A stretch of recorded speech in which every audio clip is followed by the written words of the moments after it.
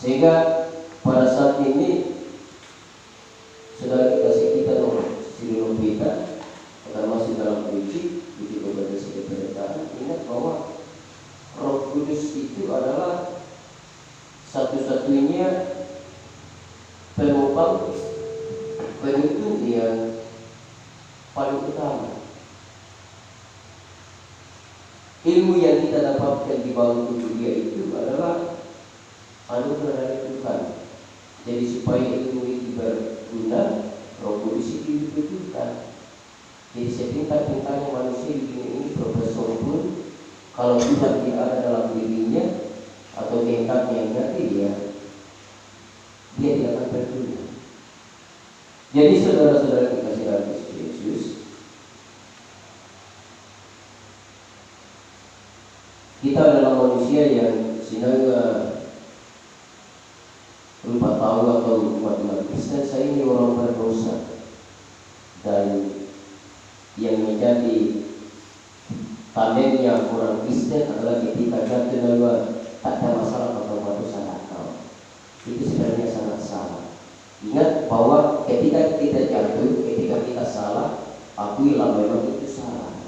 Jangan kita mengakui bahwa ada terhubungan sama dosa ini, sehingga dari hari ke hari itu yang dijadikan tanda. Akhirnya banyak manusia yang salah jalan karena mengatakan saya berdosa. Sehingga ya ada KTM. Jadilah orang Kristen yang aktif di dalam hidup ini, terus menerus menyangkal diri, supaya Roh Kudus senantiasa aktif dan tidak henti-hentinya memimpin hidup kita. Jadi kalau nantinya firman kita bisa diuji lulus, nantinya akan jadi pendeta, ingat bahwa perlu kita tanamkan dalam diri kita, siapapun dia itu tetap kedagingannya itu lemah.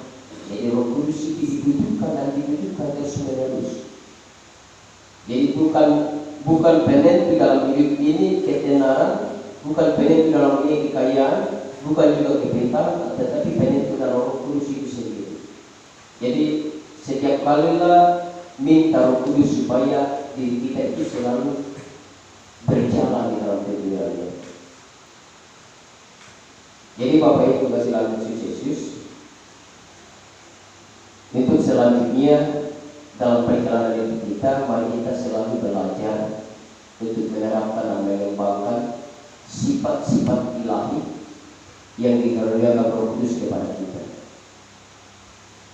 Keberhasilan hanya dapat didapatkan dalam hubungan yang dekat dan akrab dengan Tuhan melalui saat teduh.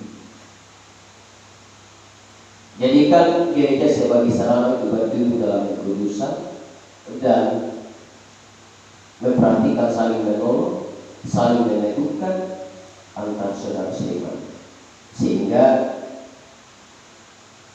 kita memahami bahwa tak satu pun termasuk saya dan saudara yang berhak mengatur hidup Anda sendiri, kecuali Dia yang adalah pemilik dan penebus hidup kita. Jadi semoga Roh Kudus semakin aktif dalam diri kita, menjadi penuntun sehingga kita boleh hidup di dalamnya. Amin.